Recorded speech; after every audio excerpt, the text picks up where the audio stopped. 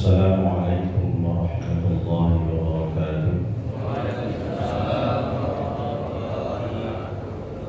Alhamdulillahi rabbil alamin, wal 'aqibatu lil muttaqin wa la 'udwana illa 'alal zalimin. Asyhadu an la ilaha illallah wahdahu la syarika lah wa asyhadu anna Muhammadan 'abduhu wa rasuluhu la nabiyya ba'dah. Allahumma salli ala habibikal karimil mustafa rasulillahi Muhammad sallallahu alaihi wasallam wa ala alihi wa ashabihi ajma'in. Rabbi shrah li sadri wa yassir li amri wahlul 'uqdatam min lisani yafqahu qawli. Amma ba'du. Yang sama-sama kita muliakan guru kita Ustaz Ishaq Abdul Aziz, Ustazah Jariyah Alwi, asatidah, para sesepuh senior dan jamaah sekalian yang dirahmati Allah Subhanahu wa taala. Mari kita bersyukur kepada Allah yang sampai pagi ini masih dikasih kita kesempatan oleh Allah untuk bernafas panjang, menghirup udara segar tanpa bayar, gratis, dan kita dikasih kesempatan, kekuatan, kemampuan dan kemauan untuk bisa melangkahkan kaki ke masjid ini dalam rangka sholat subuh berjamaah. Kemudian dilanjutkan i'tikaf kita mengikuti ta'lim dengan harapan mudah-mudahan kita akan menambah keimanan dan ketakwaan kita kepada Allah Subhanahu wa taala.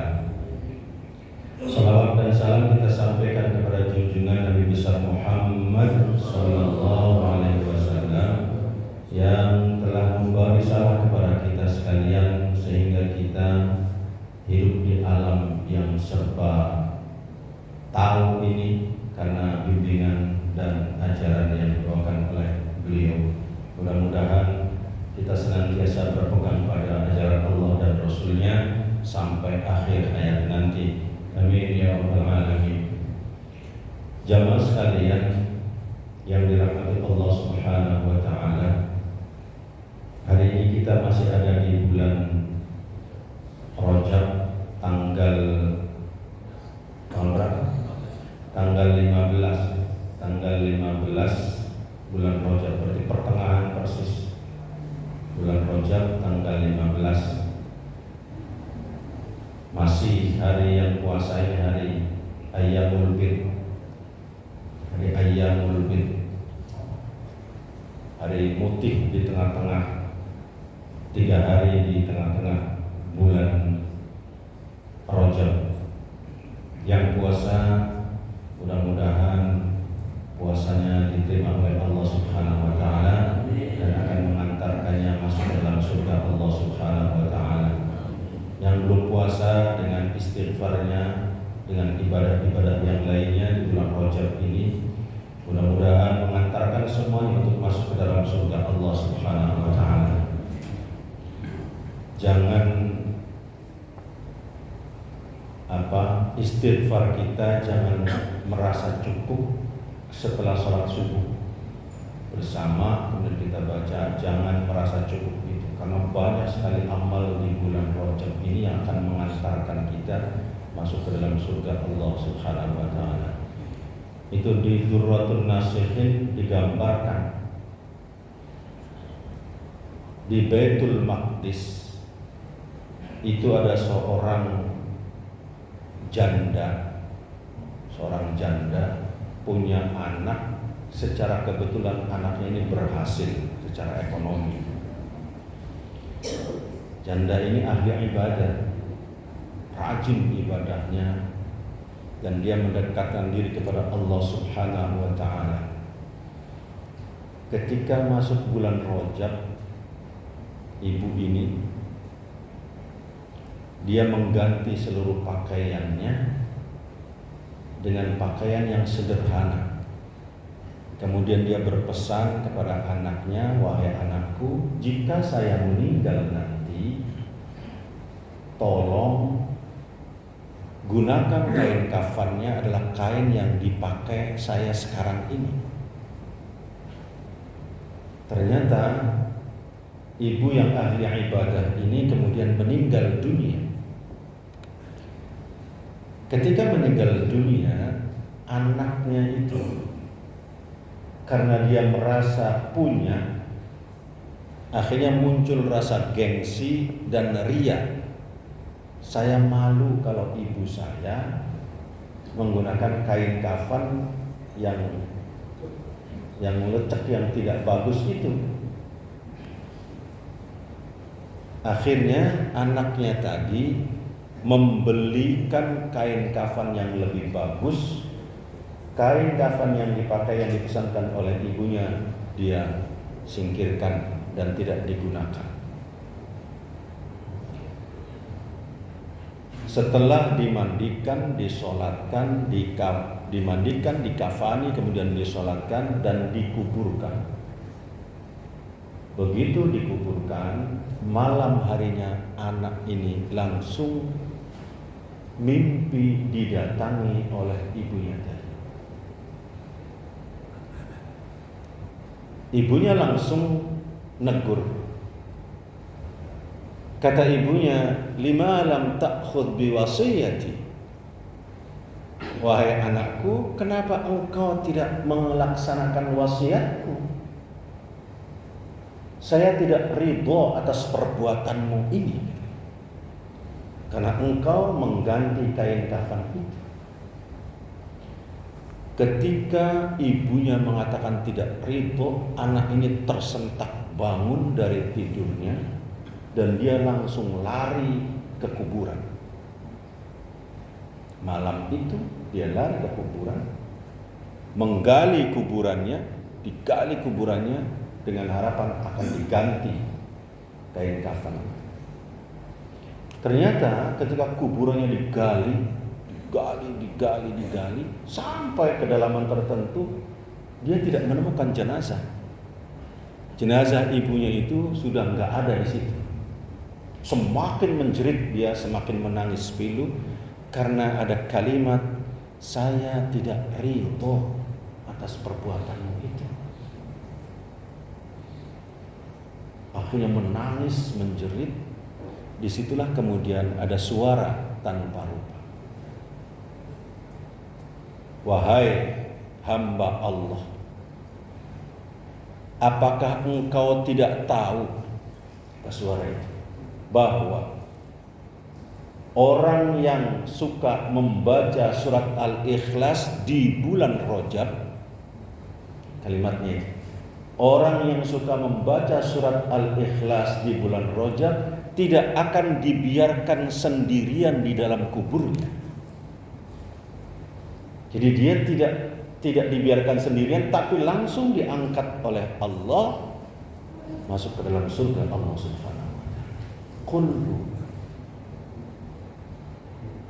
Al-Ikhlas, surat Al-Ikhlas. Al-Ikhlas itu apa? Qul. Tidak ada kalimat Al-Ikhlasnya di surat Qul itu. Enggak ada, tapi namanya surat Al-Ikhlas. Bacaannya Qul huwallahu ahad, Allahus somad, lam yalid wa lam yulad wa lam yakul lahu kufuwan ahad. Itu penekanan tauhid. Qul huwallahu ahad. Qul, katakan, huwa, dia, yaitu Allah. Allah yang mana? Ahad, yang satu. Tidak boleh disekutukan dengan apapun. Allahus somad. Allah adalah tempat bergantung kita, bukan manusia tempat bergantung. Terusnya apa? Lam yalid wa lam yulad. Dia tidak beranak dan tidak diperanakkan. Wa lam yakul lahu kufuwan ahad. Tidak ada satupun yang menyerupainya. Satu contoh. Kenapa? Walam yakul lahu kufuwan ahad. Tidak ada satupun yang menyerupainya. Kita yakin Allah itu maha melihat. Yakin nggak? Yakin, maha melihat. Kita yakin Allah juga maha mendengar atas doa-doa kita. Kita yakin Allah maha memberi. Yakin itu semua. Nah, jangan sampai kemudian keyakinan ini, keyakinan Allah maha melihat, Allah maha memberi, Allah maha mendengar, kemudian kita personifikasikan, kita gambarkan Allah melihatnya dengan mata seperti kita. Jangan digambarkan begitu. Akhirnya apa? Karena gambaran Allah itu maha melihat, melihatnya dengan mata, maka digambarkan dalam benak kita, mata Allah besar sekali kan. Besar matanya, belok lagi. Telinganya besar, tangannya besar, akhirnya semuanya besar. Maka digambarkan seperti raksasa. Ketika kita menggambarkan Allah seperti itu, bukan dalam bentuk gambar yang bisa dilihat, tapi hanya dalam angan-angan pikiran, maka kita sudah menduakan Allah. Sudah musyrik. Di situ makna walam yakul lahu kufuwan ahad. Jangan sampai kita berpikir karena maha besar, maha melihat, maha segalanya, digambarkannya dalam bentuk yang maha-maha itu juga. Ini tauhid yang harus kita tanamkan pada diri kita. Jangan pernah berpikir kemahaan Allah itu kemudian kita gambarkan dalam bentuk yang fisik atau physically. Tidak ada yang menyamai. Laisa kamitslihi syai'un. Satu pun tidak ada yang menyerupai Allah Subhanahu wa taala. Kita nanti akan bertemu Allah Subhanahu wa taala dalam surga Allah, dan banyak janji Allah bagi orang yang berpuasa nanti, kenikmatannya adalah ketemu dengan Allah. Lis-shaimi farhatani, kata Rasulullah. Untuk orang-orang yang senang berpuasa itu, dia akan mendapatkan dua kebahagiaan. Pertama, farhatun indal fitri. Kebahagiaan pertama ketika berbuka. Saat berbuka itu Masya Allah nikmatnya. Dan ini satu-satunya orang Islam yang paling tepat dalam menjalankan ibadah. Satu, buka puasa. Yang lain gak ada yang tepat. Yang lain nunda, nunggu dan sebagainya. Tapi begitu buka puasa, direncanakan betul. Jam dilihat lagi, air disiapkan, bahkan dipegang. Kalau naik mobil sudah dibawa di mobilnya. Tapi sajadah sholat, Quran gak pernah dibawa itu. Gak pernah dibawa. Tapi air minum, persiapan buka puasa betul-betul dibawa. Begitu sudah menjelang maghrib, jangan dengerin masjid Jami' Al-Nurul Huda itu. Jangan dengerin katanya. Itu yang azan buka dulu, terlambat itu masjid. Dia pakainya langsung HP. Tepat kalau HP ini katanya. Betul, begitu HP sudah bunyi, masjid belum bunyi karena buka dulu. Terlambat. Ingin tepat dia. Ingin tepat. Tapi alhamdulillah sekarang kadang-kadang belum, kurang dari 2 menit atau 1 menit sudah azan. Wah, ini terlalu cepat kalau ini. Terlalu cepat. 2 hari ini saya monitor dari HP saya tepat 2 hari ini. Kadang-kadang lebih cepat. Tapi beda-beda tipis di situ. Tapi orang yang berpuasa di situ tepatan. Maka di sini kita jangan pernah mensekutukan Allah. Walam yakul lahu kufuwan ahad. Jangan sampai. Ini nanti masalah keyakinan dan sekaligus tawakal kepada Allah Subhanahu wa taala. Sekali lagi, jangan merasa cukup dengan istighfar bersama-sama di bulan Rajab. Perbanyak baca la ilaha illallah, baca tahlil la ilaha illallah. La ilaha illallah itu perbuatan yang ringan kata Rasulullah, tapi tamlaul mizan. Dia akan memberatkan timbangan. Ringan mengucapkannya, tapi timbangannya semakin berat dengan kalimat la ilaha illallah. Cuma ketika membaca la ilaha illallah, perhatikan tasdidnya. Ini kadang-kadang kita saking pinternya terbiasa membaca la ilaha illallah, kemudian tidak memperhatikan bacaan-bacaannya, tasdidnya tidak diperhatikan. Ketika membaca la ilaha illallah, saking cepatnya kita membaca la ilaha illallah, ilallah. Ingat, tasdidnya hilang di situ. Sederhana Pak, hanya tasdid. Kok rewel banget, tasdid aja kok dipermasalahkan katanya. Justru dengan tasdid itu yang menekankan tentang tauhidnya. Dengan tasdid la ilaha illallah, la ilaha, tidak ada Tuhan. Kok sudah mengatakan tidak ada Tuhan? Tuhan yang mana yang ditiadakan itu? Apa Tuhan itu? Pengertian Tuhan itu apa? Tuhan itu adalah sesuatu yang kita utamakan, kita agungkan, kita besarkan, kita dahulukan, kita prioritaskan, itu Tuhan. Ketika kita memprioritaskan hawa nafsu kita, berarti kita mentuhankan hawa nafsu. Ketika kita memprioritaskan duniawi kita menuhankan duniawi.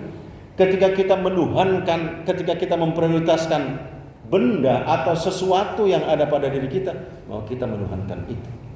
Tuhan seperti ini, maka ditiadakan semua kecuali illa Allah. Kecuali Allah. Illallah. Nah, ada orang yang membacanya la ilaha illallah, ilallah. Ini jadi musyrik Pak nantinya. Kenapa? Tidak ada Tuhan kepada Allah. Kalau tidak ada tasdidnya, ringan Pak. Hanya tasdid yang tidak kita baca. Tapi dampaknya sangat luas sekali. Maka hati-hati, perhatikan dalam baca, terutama bacaan Al-Quran, panjang, pendek. Perhatikan, sangat berpengaruh kepada makna dari bacaan itu. Yang azan, terutama yang tukang azan di sini, perhatikan. Asyhadu an la ilaha illallah. Ini bahaya. Bahaya. Asyhadu an la ilaha illallah. Bahaya yang bacaannya seperti itu. Asyhadu an la ilaha illallah, tekankan tasdidnya itu, tekankan betul. Illallah, tekankan. Di situ penekanan tauhidnya. Penekanan tauhidnya di situ. Ini jangan sampai kemudian kita meremehkan cuma tasdid doang, kok rewel banget ini orang. Jangan. Memang hanya tasdid, tapi di situ penekanannya. Penekanannya di situ. Nah, kata Rasulullah, membaca la ilaha illallah itu ringan bacaannya. La ilaha illallah, la ilaha illallah, la ilaha illallah. Tapi tamlaul mizan, dia akan memberatkan timbangan kita nanti di akhirat. Sambil jalan baca, duduk baca. Ini ada di sini yang ahli zikir setelah sholat, ada Pak Yatno, ada Pak siapa yang orang jenggotnya putih itu? Mana orang enggak ada ini? Oh, ada di belakang Pak Komar itu. Saya cukur jenggotnya Pak, karena dikritik terus sama anak saya sama istri. Jenggotnya putih katanya enggak rapih lagi. Udah begitu saya kemarin dipanggil ke Mabes Polri, seharian di sana. Waduh, kalau saya masih pakai jenggot, keluarga aja ngeritik, apalagi di sana. Saya bilang ini pada cukur dulu lah, cukur akhirnya. Ini, dan saya kehilangan satu jamaah. Ini mohon maaf, saya merasa bersalah sampai sekarang. Sudah saya sampaikan ke Ustadz Selamat, suruh dicari jamaah yang biasa sholat sunnah di belakang Ustadz Isa. Satu ketika Ustaz Syekh nggak ada salat subuh, terus dia masuk di posisi itu persis di belakang saya. Nah, saya merasa sudah lagi kondisi itu tidak begitu fit. Akhirnya saya ngomong Ustaz Slamet, Ustaz, ini sholatnya di sini lah, Bapak pindah ke sana. Ustaz Slamet sini di belakang saya. Kita sudah khawatir masalahnya. Lagi kondisi nggak fit, lagi capek banget. Pulang malam kadang-kadang, tadi malam kita pulang jam 11 baru nyampe. Tapi sekarang nggak kelihatan orangnya. Kamu udah pulang kampung? Yang benar? Iya. Pulang kampung? Oh, datang? Alhamdulillah. Saya takutnya marah gitu loh. Marah sama saya gara-gara disuruh pindah. Bukan apa-apa, mohon maaf jamaah sekalian. Orang yang berdiri di belakang imam itu orang yang kualitasnya sama dengan imam. Karena bisa jadi imam ada hal-hal yang masalah atau apa gitu, maka orang itu harus segera bisa menggantikan. Tapi begitu selesai kita negur, nggak ada, saya kehilangan terus terang. Saya merasa bersalah sampai sekarang. Saya udah ngomong ke Ustaz Slamet suruh cari, saya bilang itu orang itu di mana. Salam dari saya, terus saya pengen ketemu dengan dia. Tapi kalau memang lagi pulang, ya sudah berarti nggak marah berarti ya. Alhamdulillah. Tetangga Bapak ya? Itu baik, terima kasih Pak. Saya tenang ini sudah. Ustaz Slamet suruh nyari belum ketemu sampai sekarang soalnya. Terima kasih Pak Sidik. Ini karena bagaimanapun masjid itu kehilangan satu jamaah itu rugi Pak. Rugi kehilangan satu jamaah itu. Harus jamaah tetap dipelihara supaya kita bersama-sama tetap berjamaah.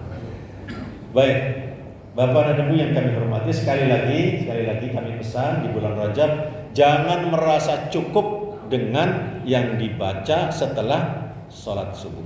Jangan merasa cukup. Bacalah surat Al-Ikhlas, baca tahlil la ilaha illallah sambil jalan, sambil macam-macam, sambil kemanapun. Zikir itu, istighfar diperbanyak lagi, sholawat lebih-lebih. Bahkan Rasulullah itu dalam riwayat, ini banyak sekali nih bulan Rajab ini, makanya bulan Rajab disebutnya bulannya Allah.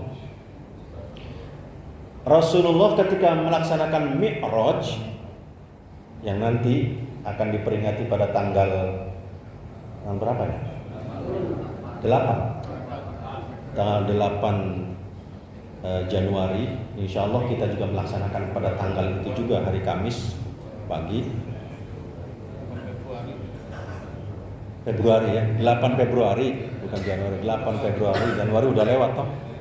8 Februari kita akan laksanakan, insya Allah penceramahnya seorang perempuan dari Pakistan, insya Allah, Ustazah Aida, Doktor Ustazah Aida.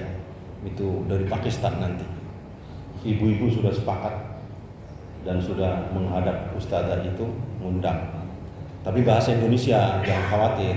Meskipun dari Pakistan, bahasa Indonesia karena dia sudah lahir di sini. Cuma keturunan Pakistan. Ibu-ibu. Nah, perbanyak itu. Rasulullah ketika melaksanakan Mi'raj, itu Rasulullah melihat sungai yang mengalir. Sungainya itu dirasakan manisnya melebihi madu, dinginnya melebihi salju, indahnya melebihi pemandangan yang ada. Kemudian Rasul bertanya kepada malaikat, ya Jibril, untuk siapa itu sungai yang enak itu? Jibril menjawab, sungai itu adalah untuk umatmu yang membaca sholawat di bulan Rajab. Masya Allah. Rajab lagi kembalinya itu. Bulan Rajab lagi, bulan Rajab. Baca kulhu di bulan Rajab, tidak dibiarkan sendirian dalam kubur. Mendapatkan sungai yang begitu indah, minumnya di sungai itu untuk orang yang baca sholawat di bulan Rajab, baca istighfar di bulan Rajab, diampuni semua oleh Allah Subhanahu wa taala. Baca la ilaha illallah di bulan Rajab, perbanyak karena itu. Semua ini sifatnya bacaan dan ringan, saya yakin ringan untuk jamaah sekalian ketimbang ngobrol di sholat sunnah. Assalamualaikum, sholat sunnah terus ngobrolnya lagi. Kemarin saya ikut kampanye, wah, ngobrolnya kampanye lagi itu. Sudah di masjid menjelang sholat wajib antara adzan dan iqamah itu mustajabah. Antara adzan dan iqamah itu mustajabah.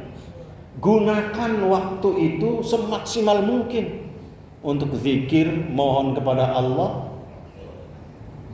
kemudian istighfar, membaca bacaan, mohon kepada Allah, berdoa kepada Allah di antara azan dan iqamah. Malah jangan ngobrolnya politik lagi. Ramai itu. Saya juga dapat kaosnya. Wah, nggak usah bicara-bicara itu terus, nggak usah di masjid itu.